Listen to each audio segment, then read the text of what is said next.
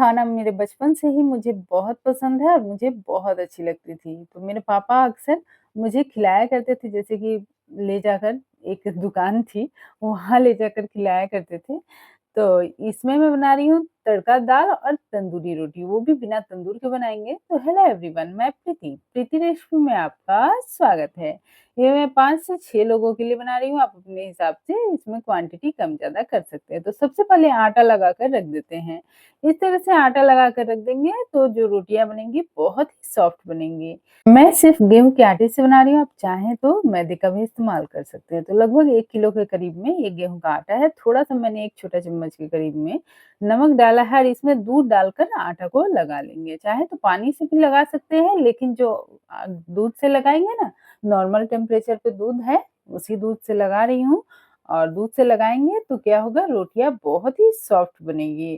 तो एक बार इस तरह से प्लेन रोटी भी बना रहे हैं, दूध से गूँथ कर देखिएगा, बहुत ही सॉफ्ट बनेगी। आटे को एकदम सॉफ्ट लगा लेना है और इसमें क्या करेंगे, 1 छोटा चम्मच के करीब में घी डालकर फिर से इसे मिलाकर ढककर छोड़ देंगे। तो साइड कर देंगे और आटे को फूलने देंगे।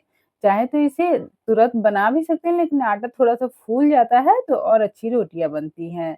तो क्या होता था ना कि बचपन में तो मम्मी थी नहीं और मुझे जब-जब ये खाने का मन होता था, तो पापा के एक दोस्त थे, वहाँ मतलब बहुत अच्छे बनते थे वो तंदूरी रोटी और तड़का दाल, तो मैं अक्सर वहीं जाकर खाया करती थी। बहुत अच्छा लगता था खाने में और तब से मेरी ये फ़ेवरेट है। तो अब मैंने ये 2 कप चना दाल था, उसे रात भर के लिए भिगो कर रख दिया, इसे धोकर साफ कर लेंगे। तो 2 कप चना दाल डाला है, थोड़ा-सा ज़्यादा डाला है ताकि दिन में चावल वगैरह बना दूँ तो बच्चे खा लें। क्योंकि बच्चे बोल रहे थे कि आपका तो व्रत है और हम लोग कुछ खा नहीं पा रहे हैं, तो मैंने सोचा कि चलो अपना फ़ेवरेट खाना ही तुम्हारे लिए बना देते हैं। दाल को धोकर मैंने साफ कर लिया था और इसमें अंदाज़े से मैंने पानी ले लिया जितने में दाल डूब जाए और इसमें मतलब सीटी वगैरह लग जाए, तो आधा छोटा चम्मच के करीब में हल्दी पाउडर, 1 छोटा चम्मच के करीब में नमक डालेंगे और क्या करेंगे, ढक्कन को लगा देंगे। इसमें मैंने 1 बड़ा ग्लास के करीब में पानी डाला है। मतलब अंदाज़े से ऐसे ही ले लिया है, आपको मैं बता रही हूँ, अगर अंदाज़ा नहीं आ रहा है तो आप 1 बड़ा ग्लास ले लें, उसमें पानी डाल दें। चूल्हे पे चढ़ाएँगे और इसे मीडियम फ्लेम पर 2 से 3 सीटी लगा लेंगे। तो जितने में दाल पक जाए, थोड़े खड़े-खड़े अच्छे लगते हैं, तो जितने में दाल पक जाए, आपके अंदाज़े से, कुकर सबका अलग-अलग होता है, तो उतने में दाल को पका लेंगे। तो इस तरह से जो प्याज़ है, 2 प्याज़ मैंने ले लिए हैं इस तरह से बड़े साइज़ के और उसे बारीक काट लेंगे। 4 हरी मिर्च ले लिया है, इसे भी बारीक काट लेंगे। और आपसे एक रिक्वेस्ट है कि अगर आप मेरे चैनल पे नए हैं तो प्लीज़ चैनल को सब्सक्राइब करें, वीडियो को लाइक करें, बेल आइकन दबाएँ जिससे कि आगे की नोटिफ़िकेशन आपको मिलती रहे। फेसबुक, इंस्टाग्राम, व्हाट्सएप, यूट्यूब सब पे फॉलो कर लें प्लीज़। तो एक कढ़ाई ले लेते हैं, उसमें 1 से 2 बड़ा चम्मच सरसों का तेल गर्म कर लेंगे और जब तेल गर्म हो जाए तो प्याज़ और हरी मिर्च डाल देंगे। तो ये उसका तड़का तैयार कर रहे हैं और दाल उधर तैयार हो रही है, जब तक दाल तैयार होगी उतने देर में ये मसाले वगैरह भून जाएँगे। तो सुबह का टाइम था और मैं जल्दी-जल्दी बना रही थी क्योंकि बच्चों को लंच बॉक्स देना था। तो अब पूरे से नमक डाल देंगे, मतलब उसमें दाल में भी नमक है और इसमें स्वाद अनुसार नमक डाल देंगे क्योंकि ये जब तड़का तैयार होगा तो इसी में दाल को डालेंगे। प्याज़ को थोड़ा सॉफ्ट होने देंगे और उसे मीडियम टू लो फ्लेम पर पकाएँगे। एक टमाटर इस तरह से बारीक काट लेंगे, तो इसे भी डालेंगे, चाहे तो आप इसकी प्यूरी भी बना सकते हैं, लेकिन इसी तरह से आसान लगती है, बहुत झटपट से बन जाती है और बहुत स्वादिष्ट लगती है खाने में। एक बार इस तरह से दाल तड़का और तंदूरी रोटी बनाकर या फिर प्लेन रोटी भी बनाकर आप खा सकते हैं, तो बहुत अच्छी लगेगी। प्याज़ थोड़े से सॉफ्ट हो गए हैं और जो टमाटर है उसे भी डाल देते हैं। टमाटर को भी थोड़ा सॉफ्ट होने देंगे।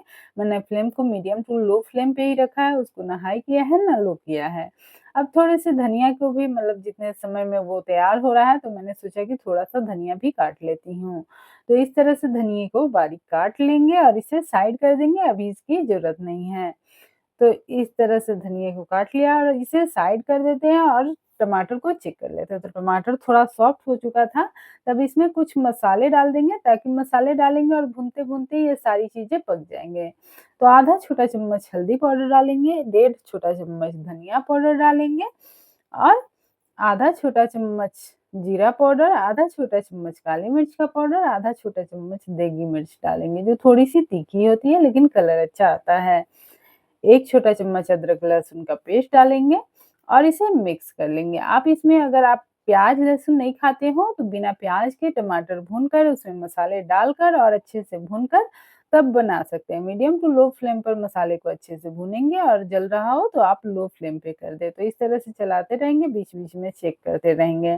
तब तक दाल भी तैयार हो गई थी और सीटी भी निकल गई थी, तो इसे चेक कर लेते हैं। तो दाल अच्छे से पक चुकी थी और पानी भी अभी इसमें था, तो ज़रूरत हो तो आप इसमें गर्म पानी का इस्तेमाल कर सकते हैं। जब मैं इसे डाल दूँगी तो थोड़ा-सा पानी और डालूँगी, कुकर में ही गर्म कर लूँगी। तो मसाले अच्छे से भून चुके थे, अब इसे क्या करते हैं मसाले में दाल को डाल देते हैं। उसके बाद कुकर में क्या करेंगे थोड़ा-सा पानी ले लेंगे, आप चाहें तो दाल को और गला सकते हैं लेकिन मुझे खड़े-खड़े बहुत अच्छे लगते हैं और इसी तरह से वहाँ मिलते भी थे तो बहुत स्वादिष्ट लगते थे। तो थोड़ा-सा पानी गर्म करके मैंने इसमें डाल दिया, थोड़ा-सा ही जैसे कुकर में लगा हुआ था तो उसे डाल दिया है।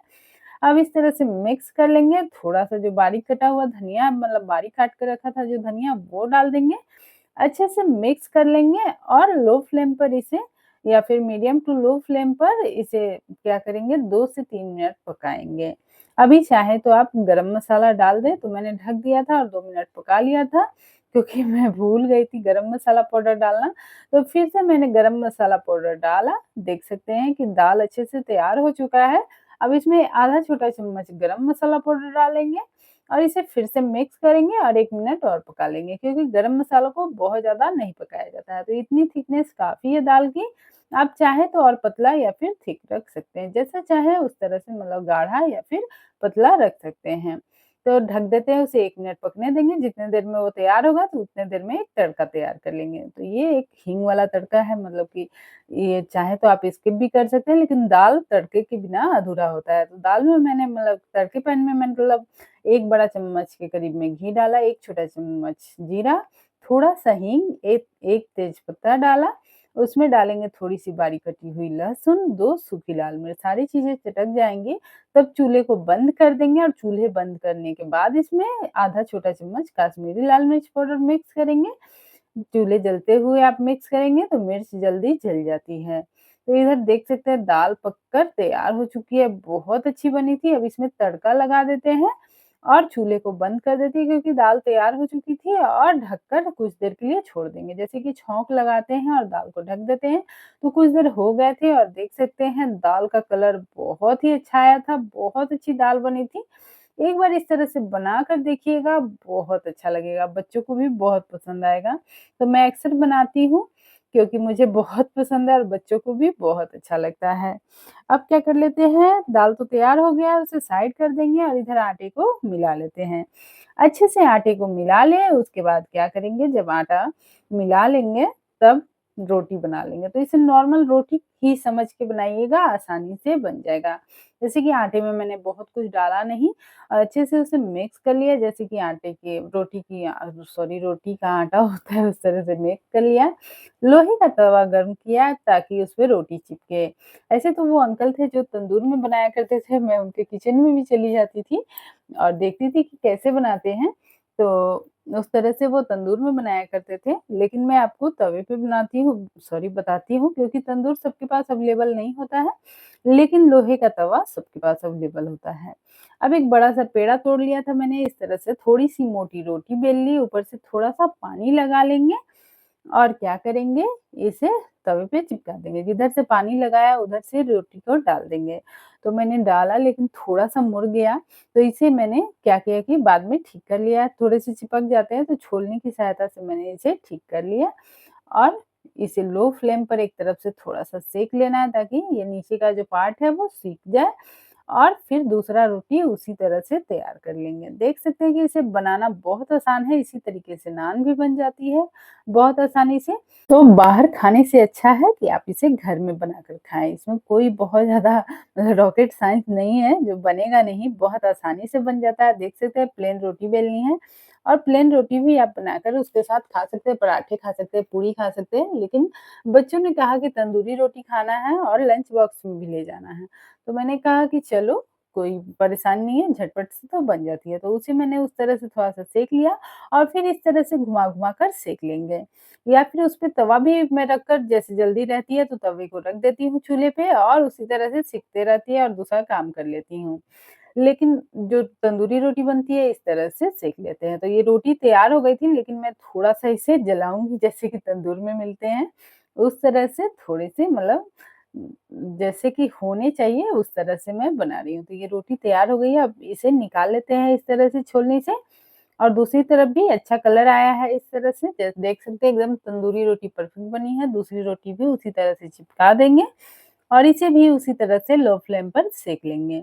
थोड़े से गले और सर्दी की वज़ह से परेशानी हो गई है इसलिए आपको ऐसी आवाज़ लग रही होगी इसलिए सॉरी। तो इस तरह से क्या करेंगे रोटी को सेंक लेंगे और सारी रोटियाँ इसी तरह से सेंक लेंगे। तो आप चाहें तो हल्का कलर भी रख सकते हैं या फिर इस तरह मेरी तरह डार्क भी रख सकते हैं। लेकिन ये बनती बहुत ही सॉफ्ट रोटी है। इस तरह से आपको अगर लग रहा हो कि कच्ची है, तो मैं वो भी तरीका आपको बता देती हूँ। तो उस तरह भी आप सेंक सकते हैं। तो तीसरी रोटी मैंने ले ली है और इसे भी इसी तरह से सेंक लेंगे, तो इसे इसी तरह से रख देंगे और आराम से सिकने देंगे, तो ये सिक कर तैयार हो जाती है। तो देख सकते हैं अच्छे से सिक चुकी है, इसे भी निकाल लेते हैं और दूसरे तरफ से आपको लग रहा है कि अगर कच्ची है, तो इसे सेंक लेंगे क्योंकि बाहर में तो ये कच्चे-पक्के मिलते हैं, तो उसे सेंका नहीं जा सकता, लेकिन घर में बनाएँगे तो अच्छे से सेंक कर गेहूँ के आटे से बनाकर खा सकते हैं। तो इसी तरह से सारी रोटियाँ सेंक लेनी है और कुछ कम हो गए थे दाल जैसे कि सब चले गए थे, तो फिर मैंने सोचा चलो प्लेटिंग भी कर लेते हैं, तो साथ में प्याज़ बहुत अच्छा लगता है खाने में, दाल निकाल लेंगे, अचार भी ले लेंगे और रोटी में थोड़ा-सा घी लगा लेंगे, घी ज़्यादा अच्छा लगता है, दाल पे थोड़ा-सा घी डाल देते हैं और रोटी में भी घी लगा लेंगे या फिर बटर भी लगा सकते हैं। बटर तंदूरी रोटी हो जाएगा बटर लगा देंगे तो बटर तंदूरी रोटी हो जाएगा और घी लगाएँगे तो ये ऐसे भी प्लेन भी खा सकते हैं, जैसा खाना चाहें घर में बनाकर इसे आसानी से खा सकते हैं। तो देख सकते हैं रोटी का कलर या फिर दाल का कलर बहुत अच्छा आया है, बहुत अच्छी बनी थी। तो एक बार सच में मेरे कहने पे मेरा फ़ेवरेट खाना एक बार बना कर देखिएगा और कमेंट में बताइएगा कि कैसी बनी है। मैं रोटी को तोड़ कर भी दिखा दूँगी कि बहुत अच्छी, बहुत सॉफ्ट बनी है, एक बार इस तरह से ज़रूर बनाइएगा। और अगर वीडियो अच्छी लगी तो please like, share, subscribe, follow सब कर दीजिएगा और कल फिर मिलेंगे नई रेसिपी के साथ। तब तक के लिए थैंक यू सो मच, धन्यवाद, बाय बाय, टेक केयर। सारे बोलिए जय श्री राम। और जैसे-जैसे दाल ठंडी होगी, थोड़ी-सी जमती जाएगी, तो जब आप खाने जाएँ तो उसे थोड़ा गर्म कर लें, तो वो फिर से वैसे ही हो जाती है। तो मेरा फ़ेवरेट खाना आपको कैसा लगा और आप कैसे बनाते हैं, ये ज़रूर कमेंट में बताइएगा। तब तक के लिए बाय बाय।